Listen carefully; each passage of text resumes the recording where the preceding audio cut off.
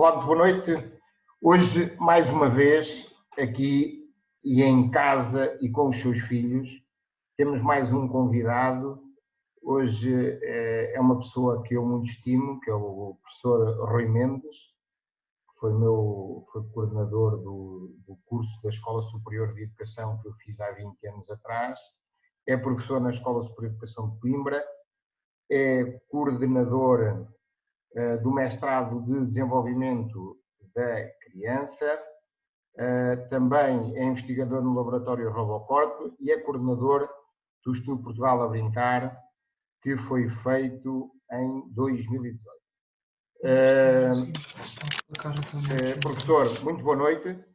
Boa noite, Mário. Agradecidíssimo por estar aqui connosco e por vir aqui dar-nos o seu testemunho sobre isto dos jogos de criança e, nomeadamente, nesta altura de quarentena, em que muitos jogos passam na televisão, em que há muitas coisas para crianças, muitas delas, se calhar, nem muito, não assim muito corretas, mas já vamos ter a possibilidade de o ouvir. Pronto, basicamente, gostaríamos que nos falasse e que partilhasse aqui connosco, nestes 40 minutos, o que é que são isto dos jogos para as crianças, qual é a vantagem das crianças brincarem e jogarem e o que é que também nos aconselha as nossas crianças fazerem neste momento de quarentena. Naturalmente, boa noite. Muito obrigado pelo convite. É sempre um prazer trabalhar com pessoas que estão bastante interessadas, como é o caso do Mário, e naturalmente as pessoas com que trabalha, muito interessadas em acompanhar as preocupações do presente e principalmente do futuro em relação ao comportamento na infância. E sobre isso eu iria talvez começar por sublinhar que estas preocupações não são recentes na academia em Portugal, não são recentes na Escola Superior de Educação de Coimbra e nos outros locais onde há pessoas que se dedicam ao estudo do comportamento na infância, sendo que os aspectos relacionados com o comportamento motor em si mesmo, com o desenvolvimento motor, portanto nós, se quiséssemos dar eventualmente uma designação a esta conferência, poderíamos chamar-lhe qualquer coisa como confinamento motor, digamos assim, ou seja, uma limitação motora, que não é tanto motora neste momento, eventualmente é mais do âmbito espacial. Isto é, na realidade, nós estamos, em muitos casos, limitados, coartados de alguma mobilidade espacial e também, naturalmente, social, por questões óbvias, mas não estamos coartados da nossa própria capacidade de desenvolvimento. E sobre isso, talvez essa seja a questão fundamental, para já, é o que se está a viver neste preciso momento não é nada mais do que um recentrar, provavelmente, da nossa atenção, temos que ver isso como uma oportunidade, o recentrar da nossa atenção sobre o desenvolvimento na infância. E neste caso, nós temos, com muita frequência, situações onde as crianças têm um percurso quase de abandono, algumas infelizmente por questões económicas e de enquadramento social das suas próprias famílias, mas muitas delas de abandono por falta de disponibilidade mental, por falta de disponibilidade temporal, mas principalmente por falta de disponibilidade dos pais para poderem efetivamente brincar. Não diria tanto brincar no sentido de fazer jogos que estão pré-formatados, mas fazer brincadeiras que são do interesse da criança, numa primeira instância, e eventualmente brincadeiras um pouco fora da caixa, ou seja, fazer de cão com uma criança é algo que pode parecer ridículo sob determinada perspectiva, mas provavelmente isso marcará inevitavelmente esse tipo de brincadeiras, algumas provavelmente um pouco apalhaçadas, digamos assim. Portanto, na interação entre os pais e os filhos é relativamente importante, muito importante mesmo. já o mesmo não se pode, digamos assim, assumir no contexto educativo. Ou seja, nós devemos ter uma preocupação em organizar atividades motoras no contexto das aulas, por exemplo, de educação pré-escolar, ou nas aulas e nas sessões no primeiro ciclo do ensino básico, mas aí temos de ter uma preocupação, enquanto profissionais, de não assumirmos uma perspectiva de recriação e animação desportiva. Na realidade, o que está em causa é organizar atividades motoras, atividades físicas, que são naturalmente caracterizadas por terem sempre uma componente lúdica, mas temos de ter preocupações profissionais que não são compatíveis com uma atividade que é simplesmente de entretenimento das próprias crianças para ocupar um determinado tempo e um determinado espaço, como é evidente. E, portanto, essa é, digamos que, uma das principais preocupações que nós, em termos profissionais, deveríamos ter em relação ao desenvolvimento de todas as crianças quando elas estão nas escolas, quando elas estão nos locais onde têm profissionais que devem obedecer a esses princípios, enfim, que de resto estão plasmados nos documentos oficiais, quer nas orientações para a educação pré-escolar, quer no programa de expressão e educação física-motora do primeiro ciclo do ensino básico.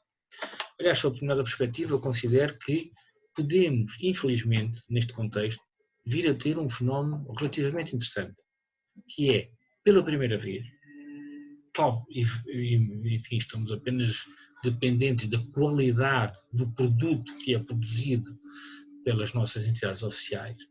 provavelmente pela primeira vez, alguns pais, se não todos, terão a oportunidade de, no primeiro ciclo do ensino básico, ter contato com aquilo que é o programa que está previsto para as crianças fazerem. Portanto, confesso que tenho alguma expectativa, enfim, muito alta em relação à qualidade do produto que vai ser produzido na televisão para ser oferecido às crianças, naturalmente com com constrangimentos muito próprios, como é óbvio, não é? Portanto, não haverá aulas de natação, tal como estão previstas no primeiro ciclo do ensino básico, mas eu espero que seja possível criar situações que remetam para a utilização da água no contexto, se não no ato de adaptação ao meio aquático, não é? Portanto, no processo de AMA no sentido de adaptação ao meio aquático, pelo menos de utilização da água como um instrumento, como um meio de brincadeira e, portanto, isso pode ser feito em casa, não é propriamente para molhar, enfim, todo o espaço, mas tem que haver ali qualquer coisa onde os elementos naturais que nós temos em casa, por muito pequena que ela seja, possam ser utilizados. E, portanto, quer seja terra, quer seja areia, quer seja folhas moídas, quer seja restos de cascas de maçã, quer seja água misturando com aquilo tudo para fazer uma papa que depois servirá para pôr num vaso e eventualmente plantar qualquer coisa. E, portanto, eu tenho expectativa que, independente, para além desta componente lúdica que se tem que ter, desta componente de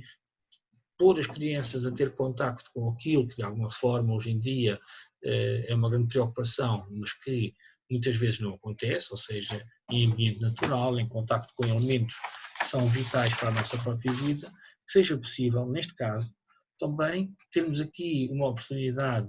infelizmente única, face ao constrangimento que temos, de ser possível pôr as crianças em casa, naturalmente com as suas limitações, a seguir aquilo que são os princípios básicos dos programas que estão previstos para a sua lecionação, quer no ensino pré-escolar, quer no primeiro ciclo de ensino básico. E porquê? Porque lá estão, digamos que, a base, do ponto de vista de alfabetismo, do ponto de vista de literacia motora, como se assim convenciona chamar, por forma a que as crianças possam vir a adquirir capacidades, quer do ponto de vista motor, por um lado, quer do ponto de vista da coordenação motora, quer do ponto de vista da capacidade de aprenderem movimentos que são, enfim, importantes para a sua vida e, portanto, estes primeiros anos nós sabemos que são de tal forma relevantes que esses 2 blocos de matérias, de perícia e manipulação e deslocamentos e equilíbrios, que estão previstos quer no pré-escolar, quer no primeiro ciclo, implicam muito tarefas que, pelas suas características, são relativamente fáceis de serem reproduzidas em casa. Porquê? Porque, comparativamente ao bloco de jogos, por exemplo, jogos que são jogos coletivos, aí, em teoria, é necessário, em alguns casos, termos crianças com, enfim, com outros pares, não é? Quer sejam pares da mesma idade, quer sejam pares familiares de idades distintas, que possam envolver-se nesse tipo de jogos, o que nem sempre pode acontecer. Por exemplo, no estudo que nós fizemos em 2018 e que agora temos previsto vir a realizar, enfim, neste momento está em stand-by na medida em que não faria sentido aplicá-lo no follow-up que estávamos a fazer em relação ao estudo de Portugal a Brincar em 2018. É bom notar que nós, das 1.600 famílias que responderam, 300 e poucas crianças, portanto, viviam em casas num regime monoparental, ou seja, só vivia em casa uma criança com um adulto,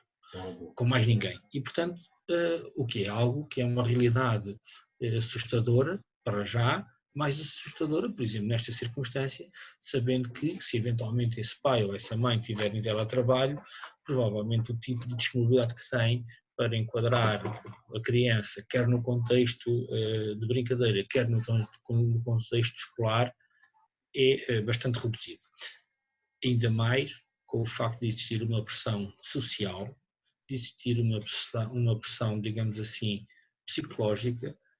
para os pais darem maior atenção às classificações do que propriamente ao desenvolvimento da sua própria criança. E, portanto, as preocupações sobre as classificações que neste terceiro período escolar não fazem qualquer significado, portanto é muito mais relevante que as crianças consigam ter estabilidade emocional, que consigam ter estabilidade e se possam continuar a desenvolver tanto quanto possível dentro do normal para a sua idade, do ponto de vista, diria, como disse, emocional e do ponto de vista cognitivo, mas também, fundamentalmente, do ponto de vista motor. E, portanto, sabendo nós, por exemplo, estudos mais recentes, tal como nós tínhamos confirmado no Portugal a Brincar em 2018, onde as preocupações dos pais sobre o desenvolvimento motor eram de apenas 7% dos pais, isto é, uma redução significativa da preocupação dos pais em relação ao desenvolvimento motor.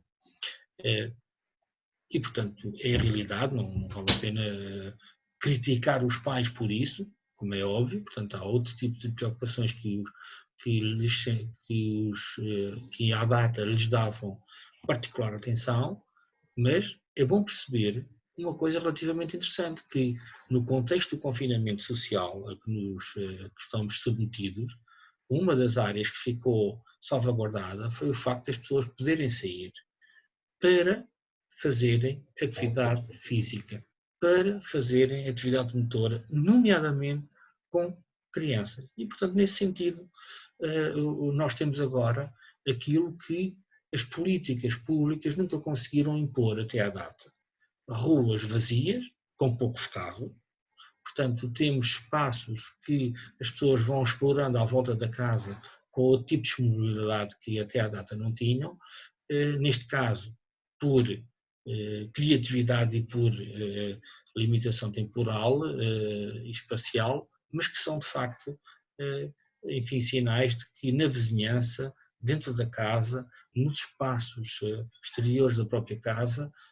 ou nos espaços comuns de determinadas partes do prédio, se podem fazer de facto um conjunto de brincadeiras e um conjunto de jogos que servem para contribuir para o desenvolvimento da criança. E, portanto,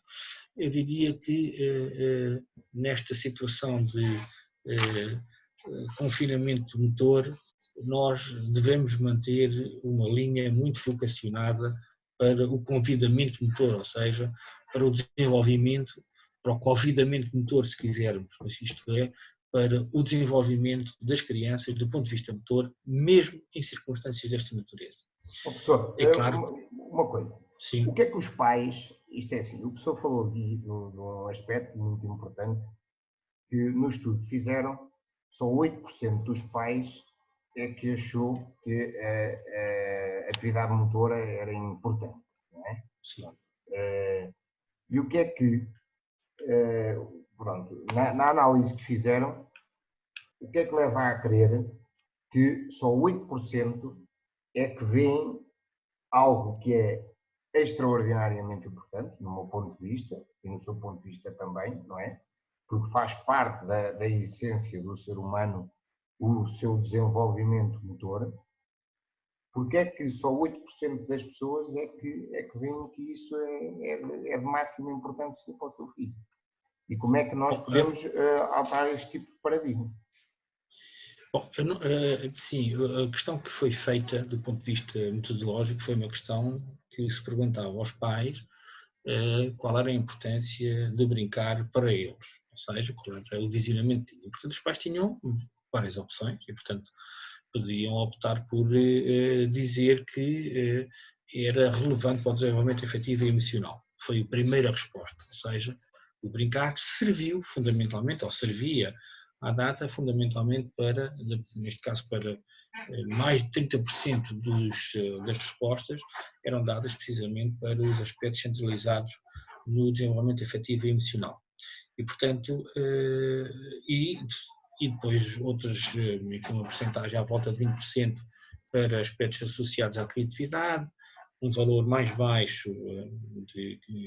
15% para aspectos de índole cognitivo, para a criança aprender novos conhecimentos também, e só no final, muito no final, portanto, com um valor baixo, portanto, não atingiu os 8 pontos percentuais, de facto, que o brincar era relevante para o desenvolvimento motor.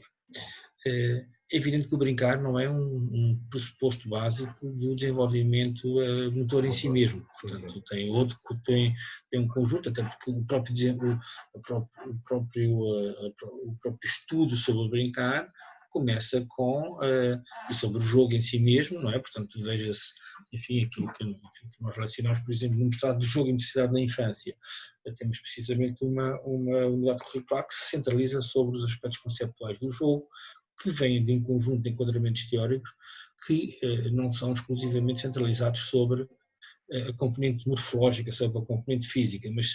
também sobre um conjunto de aspectos que são relevantes. O jogo tem uma componente de percepção do mundo, do seu eu e do envolvimento extremamente significativa. E, portanto, o jogo simbólico, enfim, o jogo que é feito paralelo em relação a alguém que está ao meu lado e eu estou a fazer algo igual, o jogo de imitação, são situações que fundamentais para o próprio desenvolvimento do sujeito. E, portanto, nós não temos que ficar aqui agarrados ao facto de, bom, é só importante o jogo porque isso promove os aspectos associados ao desenvolvimento motor. Mas é relativamente importante ter isso presente, na medida em que, nas circunstâncias, ainda mais agora, onde as pessoas estão limitadas no seu espaço, em parte, as questões de atividade motora intensa, no sentido de existir uma alteração, enfim, da frequência cardíaca que aproxime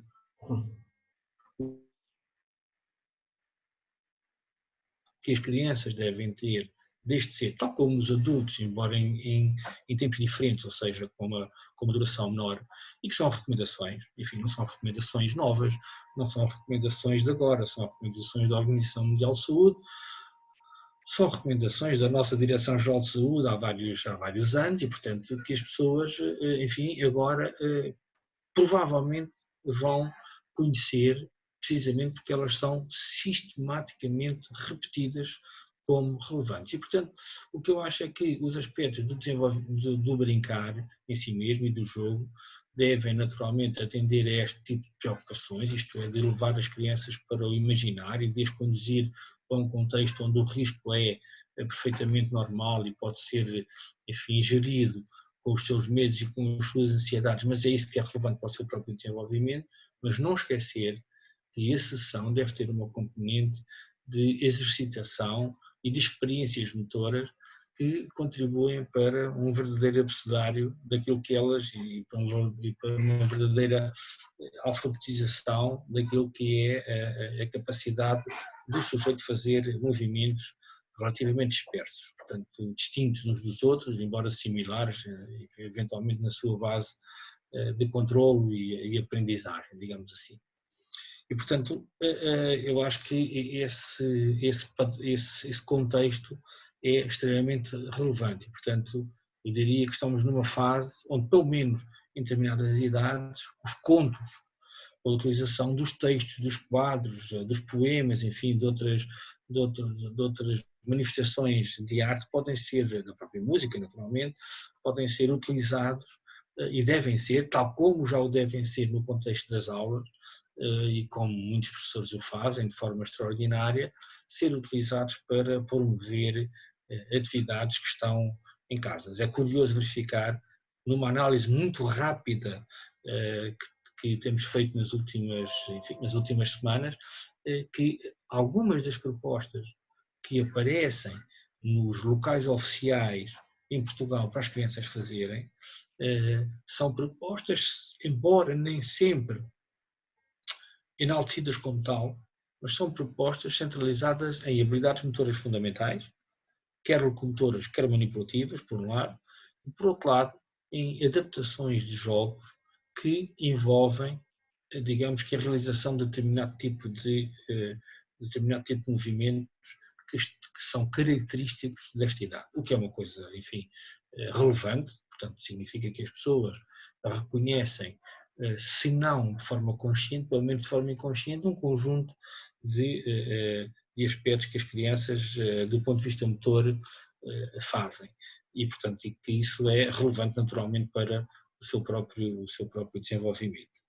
E, portanto, eu diria que neste caso, enfim, no caso do estudo que tivemos então a oportunidade de fazer, e verificava-se, enfim, um tempo médio relativamente reduzido para as crianças brincarem, ou seja,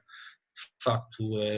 o tempo livre era o elemento essencial para as crianças brincarem, na opinião dos pais. Ou seja, não era ter a companhia de pessoas, de pares, ou seja, de crianças da mesma idade, não era ter brinquedos,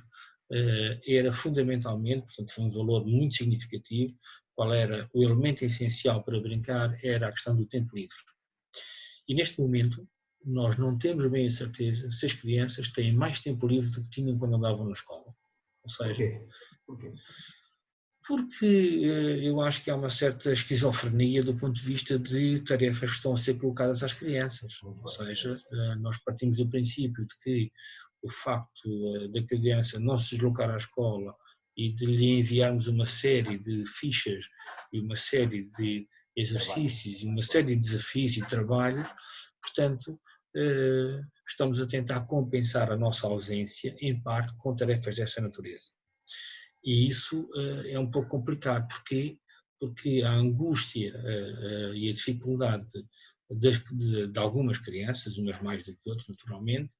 não é facilmente contornável na ausência do professor. Portanto, o professor é um elemento-chave em contacto diretamente com as próprias crianças. Ora, se alguns dos nossos colegas, enfim, professores do primeiro ciclo, e inclusivamente do pré-escolar, mas fundamentalmente no primeiro ciclo, e não só, mas pronto, nestas idades mais baixas, têm,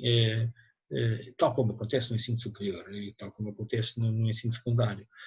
têm alguma dificuldade face à situação de se inteirarem, de se explorarem, de potenciarem todos os aspectos relacionados com a utilização das novas tecnologias no contexto de ensino à distância. Nestas circunstâncias, o facto de eu submeter e de sobrecarregar as crianças com um conjunto de tarefas, estou a transformar o dia delas num dia de trabalho e estou a tentar fazer que o dia de trabalho delas tenha um objetivo e, em muitos casos, ser ligeiramente mais carregado do que o do pai ou da mãe que estão em casa. Não é, nunca conseguem, porque o pai ou a mãe ou ambos que estão em casa não só têm que supervisionar um conjunto de tarefas, algumas pessoas estão em teletrabalho que é praticamente impossível esta compatibilidade de teletrabalho com supervisão de crianças. Os países que têm isso bem presente e sabem que esse trabalho é feito, mas num registro horário inferior às 7 a 8 horas de trabalho diárias que estão previstas e, portanto, não é apenas uma questão de mudança logo imediata, mas de qualquer forma é algo também inédito e novo para nós, mas eu acho que nós temos aqui uma sobrecarga de trabalho que limita bastante o tempo livre da própria criança e, portanto, continuamos a tê-las demasiado ocupadas. É evidente que depois, ao final da tarde, como acontecia com muitas, elas não têm disponibilidade ou não estão envolvidas num outro conjunto de tarefas, de aprendizagem de línguas estrangeiras, de música, de atividades de índole física ou de índole desportiva, portanto, de alguma forma têm esse tempo. Mas esse tempo, muitas vezes, tal como alguns trabalhos recentes já o confirmaram, esse tempo não é, e consoante a idade vai avançando, vai diminuindo. Portanto, num trabalho muito recente, que foi promovido pelo conjunto de colegas. Professor, peço desculpa de estar a interromper. Eu sei, de fonte segura, que, nomeadamente, esse tipo de atividades extras, neste momento, tanto conservatórios como clubes, como as academias de inglês e de outras línguas, neste momento também já estão a utilizar as novas tecnologias para encher o tempo das crianças. Por isso, ao contrário do que estava a dizer, e mais o ajudo no seu pensamento, não é óbvio, as crianças estão cada vez mais, isto é um horror, porque é assim, nós sempre lutamos contra o estar das crianças 8, 9 horas numa escola. Elas neste momento acabam, e como disse muito bem, acabam por, se calhar, até ter menos tempo livre e para brincar, porque, além de terem a telescola, têm também as aulas obrigatórias com o professor, e depois vai o critério de cada professor. Há crianças que, por exemplo, têm uma vez por semana com o professor, há crianças que têm 3, 4 horas por dia com o professor, e depois ainda têm a academia de música, que lhes dá aula do instrumento que estão a fazer, ainda tem a academia de inglês. E, sinceramente, eu gostaria de ouvir relativamente a esta situação, que valor acrescentado é que isto tudo tem. Numa situação de confinamento, em que sabemos que os pais não têm tempo para lhes dar o apoio devido, e em que as crianças já por si estão fora da sua zona de conforto porque têm de estar em casa todos os dias e estão com saudades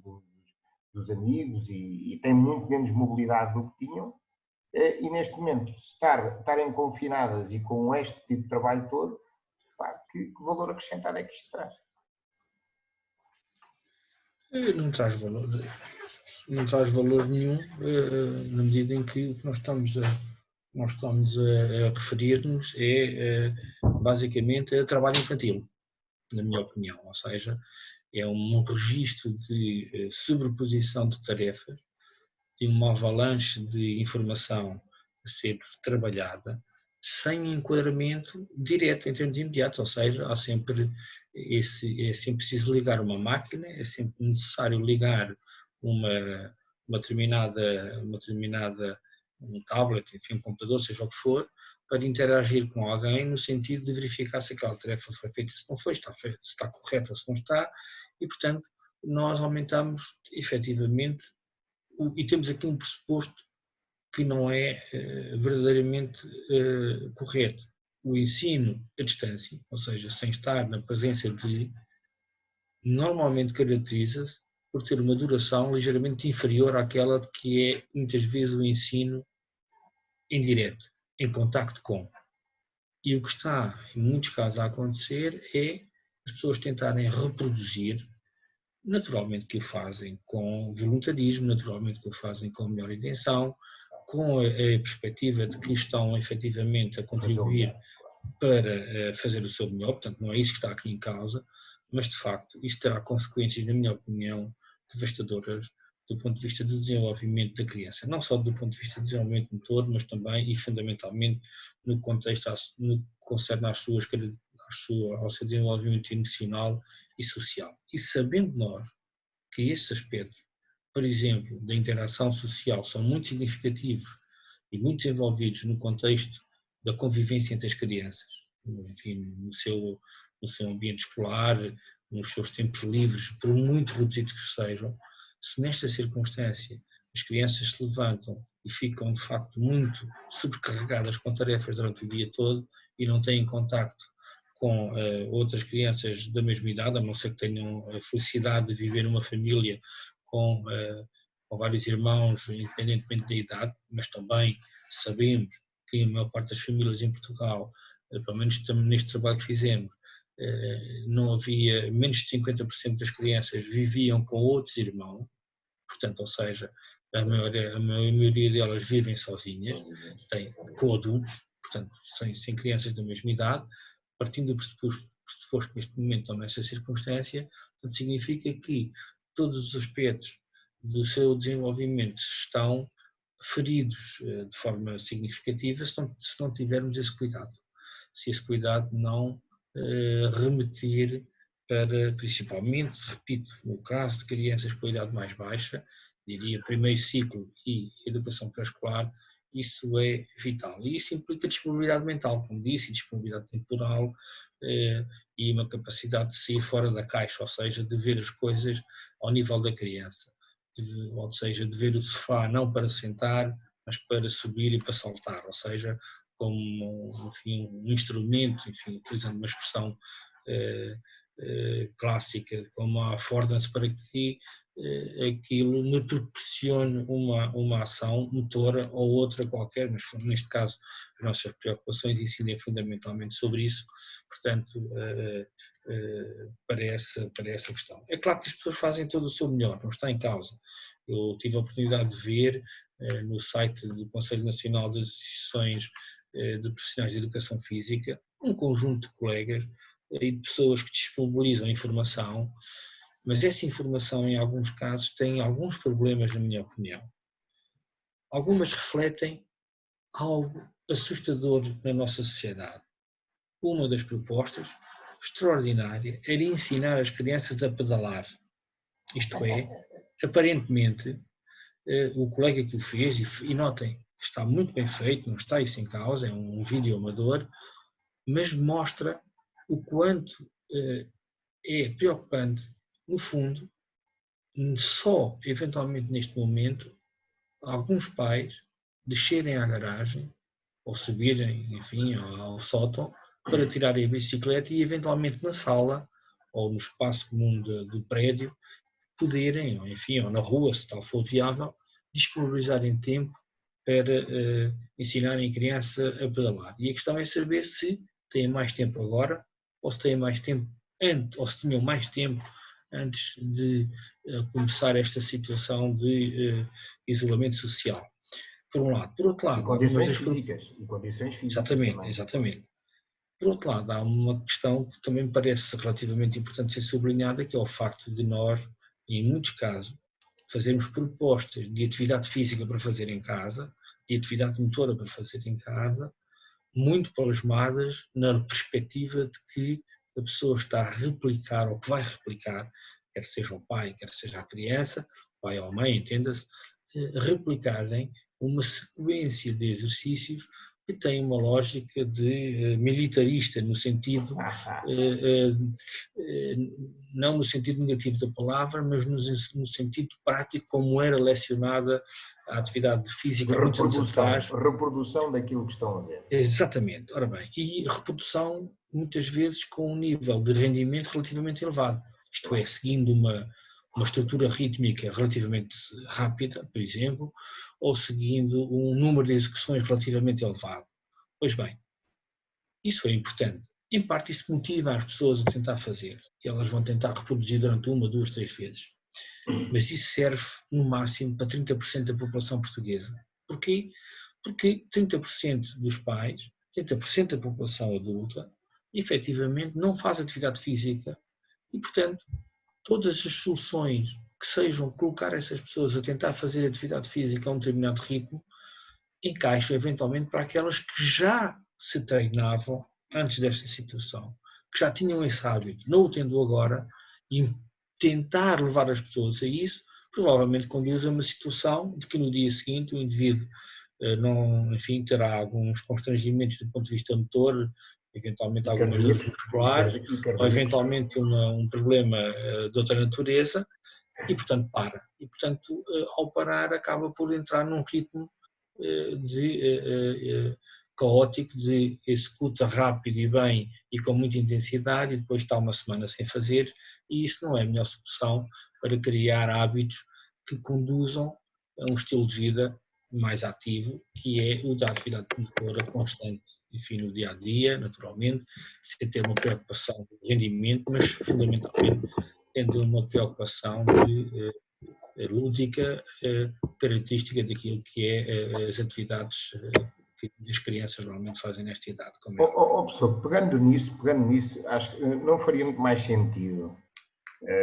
porque nós temos uma população muito sedentária. As pessoas, em vez de se preocuparem em replicar esse tipo de exercícios que vêm nas televisões e que vêm nos YouTubes, procurarem ter tempo para brincar com os seus filhos e, se calhar, muitas das vezes até com atividades monitorizadas pelas próprias crianças, que elas são altamente criativas e têm aqueles jogos que faziam o que fazem hoje e que nós fazíamos quando éramos crianças. Não fazia muito mais sentido entrarem neste tipo de ludismo do que, em vez de estarem a fazer essas atividades militaristas, que obviamente eles não têm capacidade de o fazer porque são pessoas sedentárias e o indivíduo que está à frente delas, se calhar é um indivíduo com 25 anos de idade e que está no auge da sua forma física. Não era preferível haver aqui uma sintonia e atividades e jogos, e se tiver alguns para propor, com as crianças, e procurar esse tempo mais para o ludismo e para o brincar? Talvez há uma solução extraordinária, uma solução histórica, uma solução antropológica, e é uma situação quase de regresso às origens, embora não possa ser realizada totalmente nesta circunstância. São os jogos tradicionais. Em si, este património cultural que nós temos, este legado, perdeu-se por várias razões. Isto é, em trabalhos que tivemos a oportunidade de verificar há alguns anos atrás, de facto, a sequência de conhecimento que é transmitido por jogos tradicionais perdeu-se. E, portanto, esses jogos têm uma coisa extraordinária. Enfim, apelam a algum esforço, provavelmente a um esforço de... e tem uma possibilidade muito boa. Por um lado, muitos deles podem ser realizados num espaço pequeno. Ou seja, de facto, há muitos jogos de coordenação de motricidade fina que estão associados a jogos tradicionais,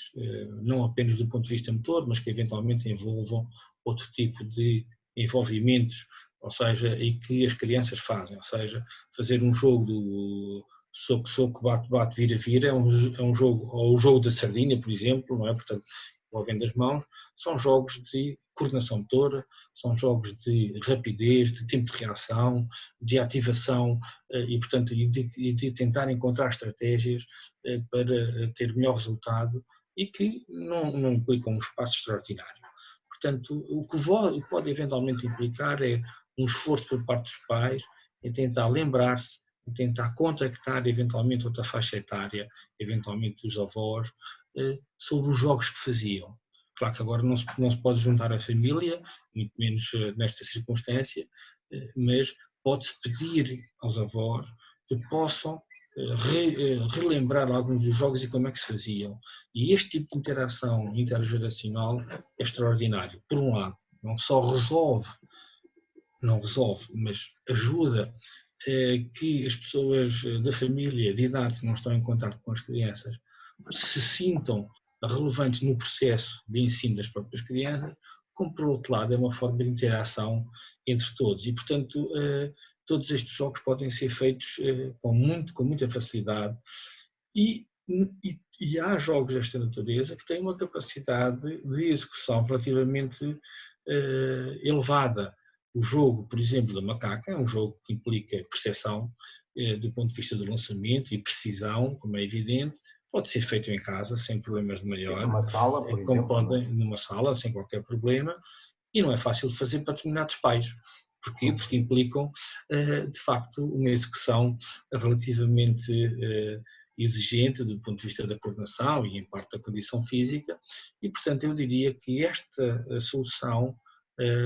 e é muito fácil encontrar bibliografia em Portugal, disponível em PDF gratuita sobre a explicação de como é que os jogos se fazem, e esses jogos têm uma outra capacidade extraordinária, que é de poderem, em alguns casos, serem construídos com um conjunto de equipamentos que as pessoas têm em casa, portanto, enfim, garrafas que sejam recicláveis e que possam ser utilizadas para o efeito, e, portanto, ter uma componente de preparação dos próprios jogos e de construção dos instrumentos ou dos brinquedos que estão associados a esses jogos. Os pais também podem interagir com as crianças, que é fantástico. Claro, portanto, e essa parte de construção é extremamente relevante. Portanto, e isto não se passa só em casa, passa-se também nas escolas. Muitas escolas têm, eu diria, uma dificuldade clássica do ponto de vista dos equipamentos para a atividade física, para a educação física em termos gerais, mas seria talvez até uma boa oportunidade para se propor a criação de um kit de educação física individual, ou seja, cada um de nós pode ter, de facto, uma bola feita, construída pelo próprio, não comprada, construída, ou seja, baseada na utilização de folhas, enfim, e de uma estrutura à volta de uma meia, enfim, que depois será atada, ou outra coisa qualquer, portanto, uma bola construída, ter eventualmente uma forma, enfim, uma garrafa, que é uma garrafa que serve para, que é uma garrafa que serve para a bola ser lançada e tentar acertar, mas essa garrafa também está fechada, tem metade da garrafa é água e lá dentro tem também um conjunto de pequenos objetos que ao virar-se caem lentamente, e nessa circunstância essa garrafa pode ser utilizada para várias coisas, para pôr a garrafa ao contrário e baixar a frequência cardíaca até tudo assentar no fundo da garrafa, por exemplo. E, portanto, no fundo,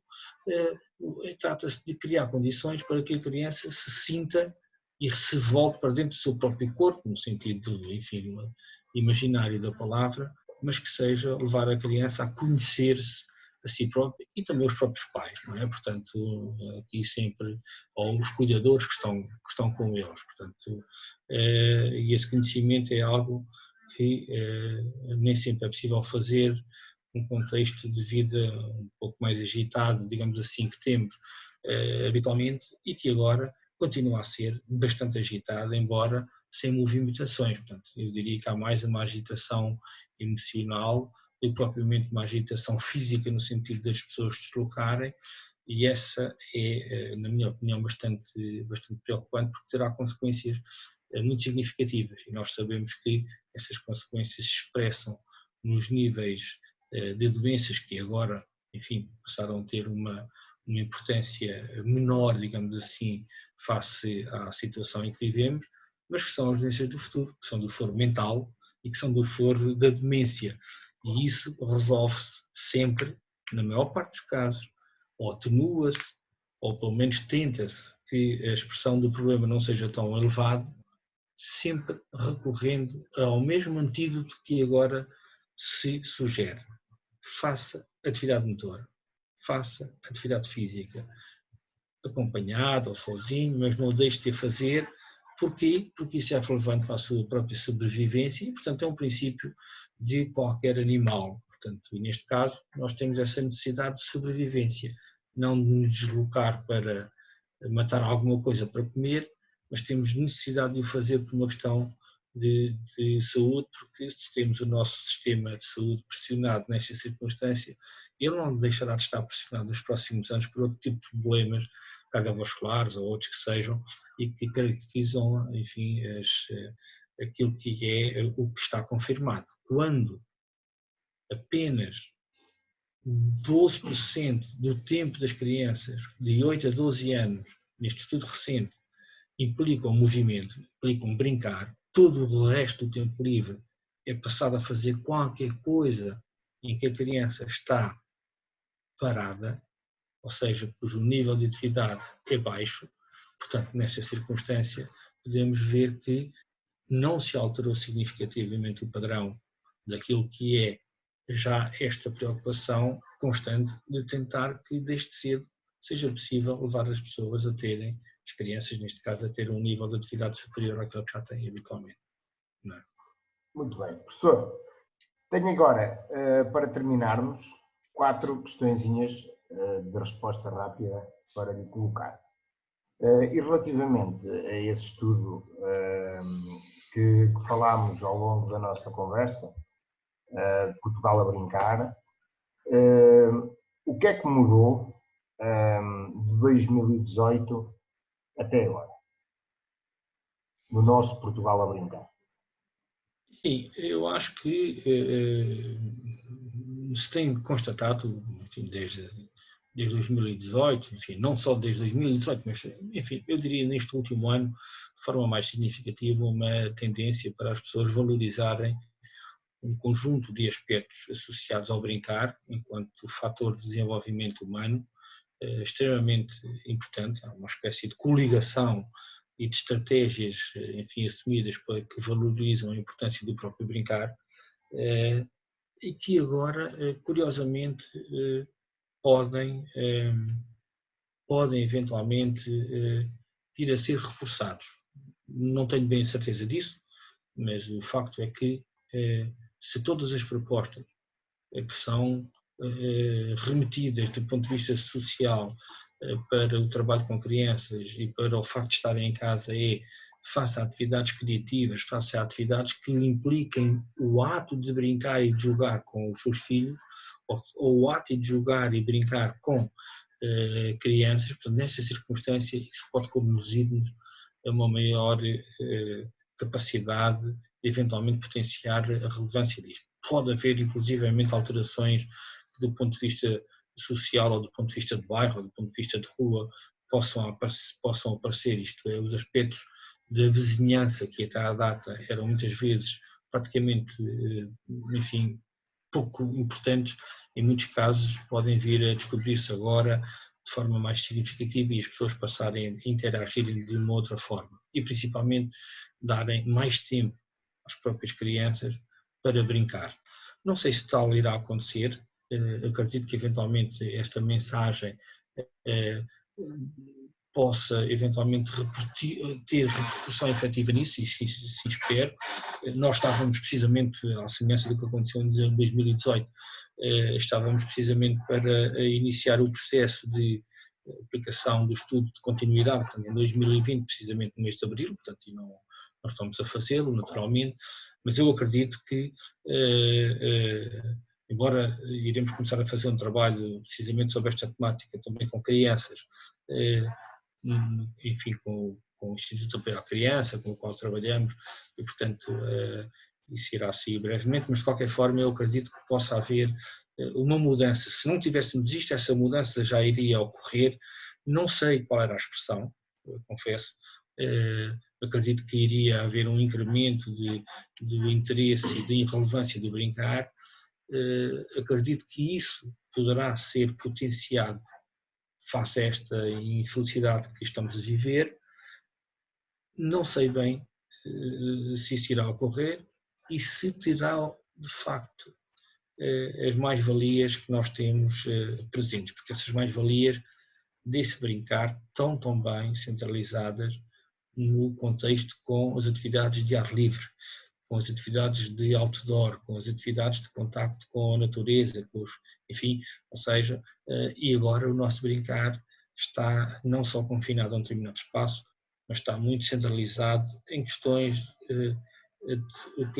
relacionadas com o mundo digital. Isso não é mau, não é grave, antes pelo contrário, mas implica aqui um esforço e um certo nível de criatividade para contornar o eventual problema dessa natureza. Muito bem. Segunda questão. O que muda no brincar neste contexto do Covid-19? Neste contexto de confinamento em que as famílias e as crianças neste momento vivem? Eu acho que muda fundamentalmente, eventualmente, a visão que nós neste caso, entenda-se nós, as pessoas que estão concentradas na supervisão das crianças, ou seja, na realidade elas estão, enfim, à guarda de alguém, esperemos que todas bem, é isso que nós esperamos, como é óbvio, e isso eventualmente muda, ou seja, a importância, o tempo, o espaço que a criança tem, a forma como ela explora tudo o que tem em casa. Eu acho que isso irá levar o facto de se descobrirem, enfim, coisas novas que existiam em casa, enfim, há de tudo. Nós no trabalho verificamos, por exemplo, que havia crianças que recebiam, de facto, muitos brinquedos. E, portanto, há uma taxa de praticamente mais do que um brinquedo por mês, em média, embora o mais importante, de acordo com os pais, não era ter brinquedos, era ter tempo livre, e portanto eu acredito que eventualmente a criança, neste caso, e os próprios pais tenham a oportunidade de descobrir uma série de coisas que tinham em casa e que já não sequer sabiam que existiam, ou pelo menos nunca pegaram nelas do ponto de vista de brincar em si mesmo. E às vezes essas coisas não são nem sequer coisas físicas, são coisas que têm a ver com a interação entre os pais e as próprias crianças, ou entre os pais e os amigos e os familiares mais chegados, que agora, para não estando presentes, interagem de outro tipo de forma. Eu acho que isso pode, de facto, abrir aqui uma janela de oportunidade para que no futuro a visão e principalmente as oportunidades e as políticas que são dadas sejam favoráveis a criar condições para um melhor desenvolvimento de todas as nossas crianças. Não deixa de ser curioso que, por exemplo, aquilo que é uma medida utilizada há muitos anos em alguns países que têm, de facto, políticas de promoção da natalidade e de promoção do bem-estar infantil e, como tal, de regeneração da sua própria sociedade,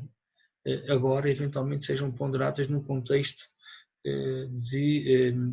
extremo em que estamos a viver. Por exemplo, a entrada desfasada de horários de trabalho entre os pais e as crianças e funcionamento de escolas em horários distintos das entradas, precisamente para evitar multidões. Claro. Esta medida é uma medida perfeitamente, hoje, feita neste contexto, que as pessoas vão aplaudir, compreendem, mas que vão esquecer, contrariando aquilo que são recomendações há muitos anos associadas à mobilidade urbana, à mobilidade, e que infelizmente se consideram que não se aplicam, criando situações devastadoras de multidões a deslocarem-se de forma à mesma hora, para o mesmo sítio, enfim, com todas essas consequências. E, portanto, algumas dessas medidas provavelmente poderiam ser revistas e ser eventualmente mantidas, naturalmente com as respectivas adaptações e, portanto, permitindo que, de facto, em termos sociais, existissem condições para que a qualidade de vida das pessoas pudesse ser melhorada. É evidente que aqui é preciso ter aqui em atenção que há profissões onde isso não é possível, portanto, não é possível um agricultor trabalhar em regime de teletrabalho, como é óbvio, não é? Portanto, é diferente, como é natural, e portanto isto não é algo que seja fácil, mas eu acho que merece ser aproveitada para fazer uma reflexão profunda em relação a algumas das opções que nós tomamos do ponto de vista social e para o nosso desenvolvimento comum e para a melhoria da nossa qualidade de vida, que é isso que está sempre em causa. O que se vai passar depois de tudo isto que nós pensamos que irá passar, como é óbvio, não é? Depois deste Covid-19, o que é que se vai passar no brincar? Eu acho que se vai passar para um contexto onde, como estava a dizer há pouco na resposta anterior, se vai dar uma maior importância ao brincar, ao jogar, ao brincar para a rua, ou seja, se vai dar continuidade àquilo que são tendências do ponto de vista social, tendências do ponto de vista do desenvolvimento e da interpretação que se faz do desenvolvimento na infância, especificamente no desenvolvimento das crianças com esta idade muito baixa, se vai aumentar o interesse sobre isso e as pessoas vão dar provavelmente uma maior importância a este tipo de atividades. Eu espero que assim seja e principalmente que seja dada muita importância ao tempo livre não estruturado, não controlado por adultos que as crianças devem ter a oportunidade de usufruir todos os dias. Portanto, independentemente de terem aulas ou não, independentemente de serem fim de semana ou não ser, isso deve ser algo que deve estar sempre presente, porque isso é vital para o desenvolvimento do próprio sujeito, ou seja, todo o seu processo de desenvolvimento cognitivo, da sua capacidade de criatividade, da sua capacidade de vencer um conjunto de medos ou de ter resiliência para tentar sistematicamente obter um determinado objetivo, ou seja, tudo o que tem a ver com o desenvolvimento de um conjunto de competências sociais e emocionais, mas não só se consegue, ou consegue-se pelo menos de forma mais fácil e de forma mais duradoura, se for feito através do jogo e do brincar. E, portanto, desse ponto de vista, é talvez o melhor antídoto que podemos ter para resolver este peso que nos vai marcar durante bastante tempo, que é voltarmos à normalidade. Embora provavelmente isso tal nunca venha a acontecer, de facto, as crianças vão ficar com uma memória que os nossos bisavós tinham, que era a memória da Segunda Guerra Mundial ou da Primeira, e portanto é um momento histórico, infelizmente, que vivemos, mas que terá consequências muito significativas e que irão demorar bastante tempo. E do ponto de vista, digamos, terapêutico, se quisermos falar assim, de facto vamos receber novamente no nosso sistema, nas nossas escolas, nas nossas creches, vamos receber crianças, em última análise, quase, enfim, que sofreram bastante durante esta fase, eu diria. Portanto, vai haver muitas situações de, naturalmente, enfim, é praticamente inevitável o aumento da taxa de pobreza, o aumento da taxa de abandono e de situações de violência sobre as crianças, e portanto temos que estar muito atentos a isso e utilizar, tal como está previsto, o jogo e o brincar para também ter uma atitude de intervenção bastante significativa e de enquadramento social dessas crianças. Professor, para terminar e enquadrado nesta terceira pergunta, quais são então as soluções de atividades de brincar após esta situação? E o dado relativo à questão número 3 e àquilo que disse também. As melhores soluções são aquelas que as crianças nos pedem. Talvez essas sejam sempre as melhores soluções. Não tem que ser propriamente as que nos pedem do ponto de vista verbal. Eu diria que a melhor solução é sempre olhar o que as crianças fazem e tentar depois convidá-las a fazer ou elas a ensinar-nos aquilo que estavam a fazer. É evidente que numa criança pequena de idade muito baixa isso não acontece, mas, enfim, sabemos que, no fundo, a estimulação que nós fazemos, portanto,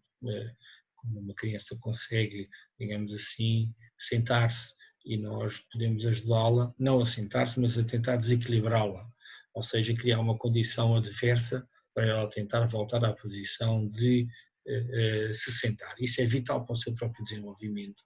E o mesmo acontece com crianças de outras idades. Portanto, eu diria que mais relevante, mais do que ter 1001 propostas, que existem muitas e, portanto, perfeitamente legítimas, é tentar criar condições para fazer o que a criança pretende fazer. Muitas vezes isso pode implicar brincar debaixo de uma mesa e não propriamente brincar em cima de um tapete. Ou seja, este tipo de vivência que a criança nos pede muitas vezes leva-nos a algum desconforto a nós enquanto adultos, como é natural, e portanto nós temos uma certa tendência para impor uma visão do brincar, um ritmo do brincar e portanto eventualmente um ritmo de fazer as atividades que é compreensível em parte, mas que não é bem isso que as crianças pretendem, não é bem isso que é relevante. Portanto, o ritmo de brincar pode implicar, por exemplo, em algumas situações nós queremos fazer uma atividade intensa do ponto de vista motor, mas a criança querer fazer uma atividade que se prende com, enfim, tarefas de imaginação ou tarefas de outra natureza. E, portanto, há oportunidades aqui extraordinárias que nós temos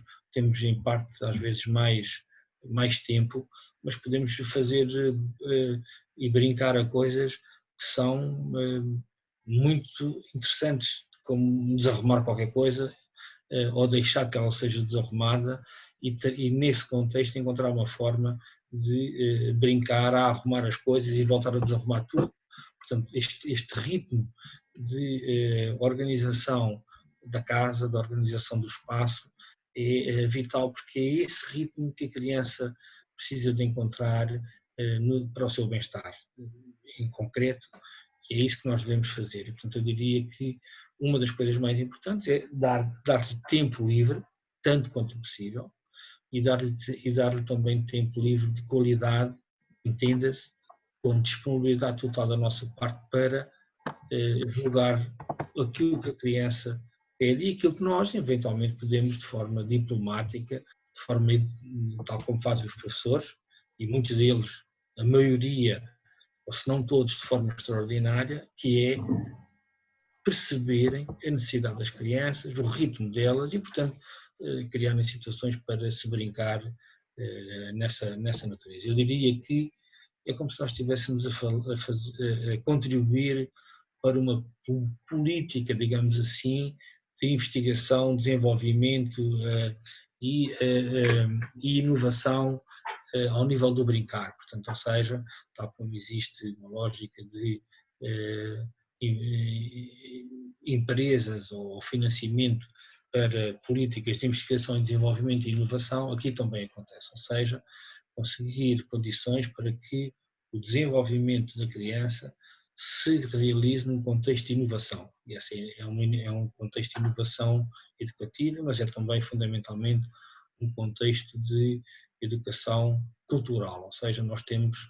de facto uma cultura própria enquanto país, enquanto pessoas, e essa cultura deve ser passada independentemente do nível académico dos pais, independentemente do nível social da criança, há de facto um conjunto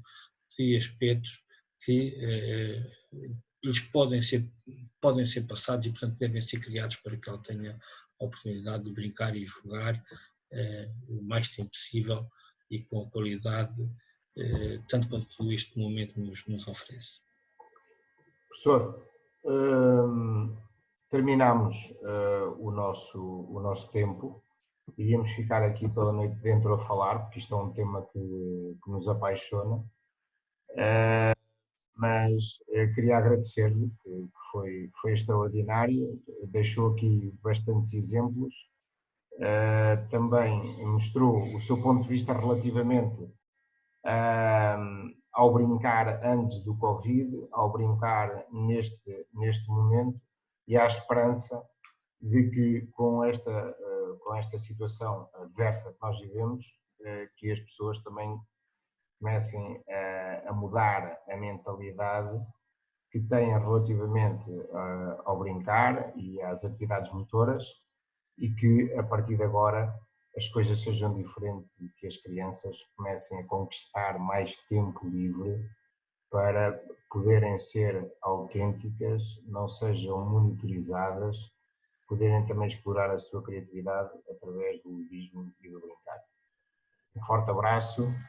Obrigado.